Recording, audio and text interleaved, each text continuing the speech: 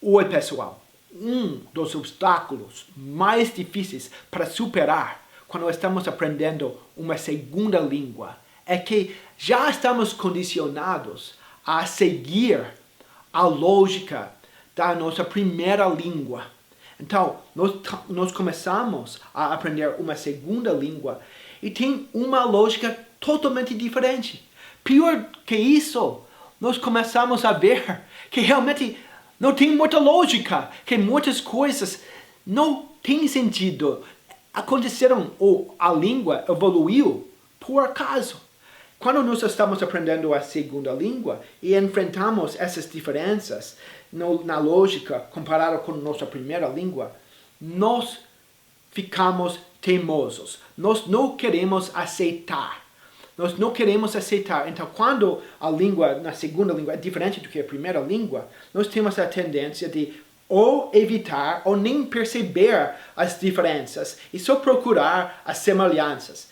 Isso acaba em o que eu já chamo Brasinglish, né? O Brasinglish é inglês brasileirado para ser mais fácil para aceitar. Na minha escola, eu tenho uma frase que eu falo sempre com meus alunos. E a frase é um tipo de lema agora na minha escola. Just accept it. Just accept it. Se o estudante tem essa postura, vou aceitar. É diferente do que português. Não tem lógica, não faz sentido, mas e daí? É assim? Eu sei que eles falam assim para dizer isso, é diferente do que português, mas vou aceitar. Quando a pessoa começa a entender que isso é como nós aprendemos línguas, até isso é como nós aprendemos nossa primeira língua, nunca estávamos perguntando por quê, simplesmente aceitamos. Tudo fica muito mais fácil. Agora, vou explicar com vários exemplos como é difícil aprender inglês quando nós não queremos aceitar as diferenças entre a lógica da primeira língua e a lógica da segunda língua. Dr. Cooper, preposições são muito difíceis. Como vou aprender preposições? Você tem que aceitar que tem muitas exceções com preposições e você tem que aprender cada contexto, independente de parecer estranho, tem que aceitar. Ok, estou apaixonado por você. Por significa for, Dr. Cooper. Então, estou apaixonado por você. I'm in love for you. Não. Estou apaixonado por você significa I'm in love with you. Falamos I'm in love with you. Mas por quê? Por não significa for. Não tem que perguntar por quê. Simplesmente tem que aceitar. Apaixonado por, I'm in love with. Fala 2, 3, 4 vezes. Não luta contra o que é. Só fala e vai parecer normal depois de um tempo. Mesma coisa. Oh, Dr. Cooper. Com significa with, né? Então, estou preocupado com você. I'm worried with you. Não. Mas como, Dr. Cooper? Eu aprendi que com significa with. Tudo bem, mas tem exceções. Quando nós falamos estou preocupado com, nós falamos I'm worried about. I'm worried about you. Fale algumas vezes, deixe, aceite, just accept it. Estou preocupado com, I'm worried about you. E tudo vai ser fácil. Dr. Cooper, como falamos humilde em inglês? Nós falamos humble. Humble? Não pode ser. Humble é o personagem, o cara, aquele americano. Não é. Sylvester Stallone não é humble. Não. Humble é humilde. Aceite. Eu sei que parece estranho. Aceite, pronuncia e você vai aprender. Você vai falar uma palavra muito legal. Humble, humilde. Estou procurando a ideia para o meu próximo vídeo. Está aqui. Estou procurando. Oh, onde está? Eu lembro. Procurar. Look for. Dr. Cooper. Look for. Mas look não significa olhar. Look não significa parecer. Como isso? Look, procurar. Não, eu aprendi que procurar é search. Nós geralmente falamos look for quando estamos procurando. Não quero aceitar isso. Isso é muito complicado. Eu achei que look é olhar. Look for é procurar. Look at é olhar. Temos que aceitar, gente. Talvez a área de inglês que é mais difícil aceitar é pronúncia, porque não tem lógica nenhuma. Nós não falamos igual em português, nós temos que aceitar que o jeito que escrevemos, o inglês, é totalmente diferente que nós falamos. E, na verdade, muitas pessoas não querem aceitar. Eles não querem escutar, eles não querem confiar nos próprios ouvidos, a palavra como está falada. Em vez disso, eles tentam falar como está escrita. Não. Nós temos que aceitar a pronúncia, que é diferente que nós imaginamos. Tudo bem. Por exemplo, a palavra dumb. Sabe? Dumb tem... Você escutou, né? Mas nós escrevemos dumb assim, com o B no final. Como pode ser, Dr. Cooper? Como pode ser? Dumb tem o B, mas você não está falando B? Não quero aceitar isso. Eu quero falar dumb. Dumb. Ok, você pode falar dumb, mas você vai parecer um burro falando dumb. Desculpe, mas vai. Nós temos, é uma brincadeira, ok? Mas dumb, nós falamos sem o B. Eu tenho alunos e eu falo, falamos burro dumb, e eles não querem aceitar. Eles começam a falar, ok, o B é mudo, ok. Dumb. Dumb. Sabe? Eles não querem aceitar. Só aceite. O B é totalmente mudo. Fala dumb.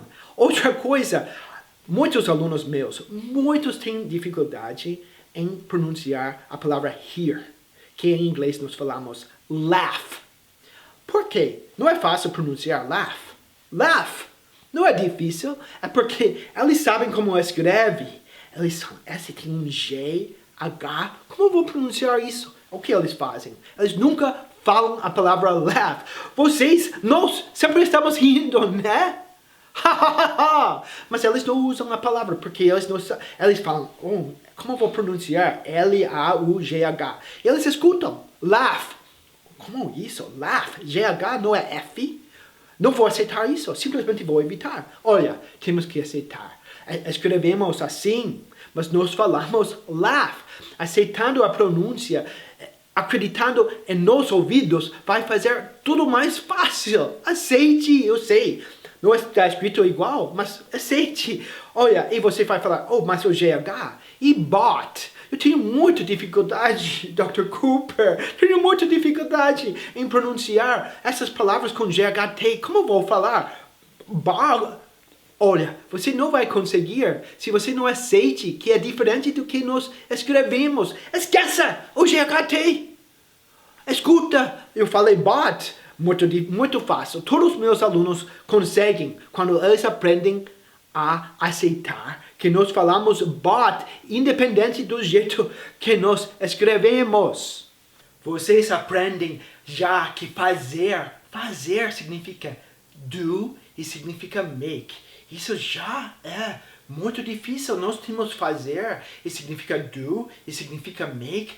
Mas e você vai falar, fazer uma pergunta. E eu falo para você, fazer uma pergunta, ask a question. Não é make a question, nem é do a question. Fazer uma pergunta significa ask a question. Mas por que, Dr. Cooper? Esse inglês é muito difícil. Só é difícil se você não quer aceitar. Simplesmente aceite.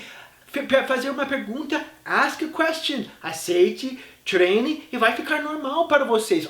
E fazer sexo então. Fazer sexo, como falamos, make sex, do sex, ask sex. Não, fazer sexo, have sex. Have sex, sim, faço sexo nessa cama. I have sex in this bed sometimes. Sim, olha, é como nós falamos. Vocês estão vendo essa coisa aqui? Como falamos, nós chamamos isso counter. Sim, balcão é counter. Você vai falar counter, mas count não significa contar. Sim, count significa contar e balcão significa counter. Mas por quê? Não tem sentido, Dr. Cooper. Eu não quero acreditar nisso. Just accept it. Só aceite. Counter, balcão. Sabe onde estou agora? estou na varanda. Como falamos varanda em inglês? Nós falamos balcony. Eu sei que não tem lógica, porque balcão is a counter e uma varanda is a balcony. Mas temos que aceitar. Just accept it. Dr. Cooper, eu tenho certeza que vou aprender com você. I have sure I'm going to learn with you. What? Você errou. Você falou I have sure. Sim, ter significa have. Então, ter certeza, have sure. Não é? Não é. Eu tenho certeza, I'm sure.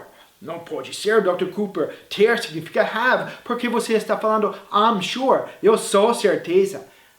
Olha, aceite. Tenho certeza, I'm sure. Tem que aceitar. Ter muitas vezes vai significar to be em inglês. Lembra, tenho certeza, I'm sure. Aceite, vai ser muito bom, não se preocupe. E phrasal verbs.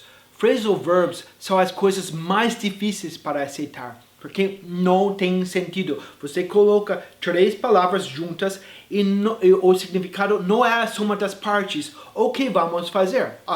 Temos que aceitar. Então, por exemplo, o phrasal verb put up with. Put up with. Put, colocar, up, em cima, with, com. O que isso quer dizer? Put up with significa aguentar, suportar, tolerar, atorar. Por exemplo, it's hard to put up with English weather. É difícil tolerar, suportar o tempo, o clima inglês. Oh meu Deus, Dr. Cooper, put up with English weather, suportar, put up with, não faz sentido. Olha, não tem que faz sentido, não tem que ter lógica, temos que simplesmente aceitar. E, finalmente, muitas vezes aprendemos uma coisa e depois temos que aceitar que aprendemos errado. Isso acontece sempre na minha escola. E o exemplo mais comum é essa frase. A pessoa chega na minha aula e fala, Teacher, I have a doubt. Eu tenho que falar para meus alunos, nós não falamos I have a doubt. Na escola, nunca escutei na minha vida, em todos os meus anos de estudar, alguém falando para um professor, I have a doubt. Nós falamos, I have a question. Quando vocês falam, tem uma dúvida, nós falamos, I have a question. Temos que aceitar. Não traduzimos ao pé da letra, Teacher, I have a doubt. É errado. Ok. Você errava muitas vezes na sua vida. Não é sua culpa. Agora estou falando para você como é. Aceite e just accept it. Ok? Vai ser bom. Então, seria normal se agora você falasse, Dr. Cooper, there are a lot of things to accept. Tem muitas coisas para aceitar. Tem muitas coisas que eu não sabia. Eu sei. Por isso eu estou fazendo esses vídeos. Por isso eu tenho uma escola. Porque eu sei que a grande maioria dos alunos não vai aprender essas coisas sem ajuda. Essas coisas têm que ser ensinadas explicitamente. Porque realmente nós não vamos perceber coisas que são muito diferentes entre inglês e português. E não vamos querer aceitar essas coisas. Por isso vocês precisam de alguém que você pode confiar. Olha, não parece, não tem lógica, mas eu confio em Dr. Cooper. Então vou aceitar. É isso. Se você confia em mim, não vai ser tão difícil. Ok, pessoal? Obrigado. Tchau.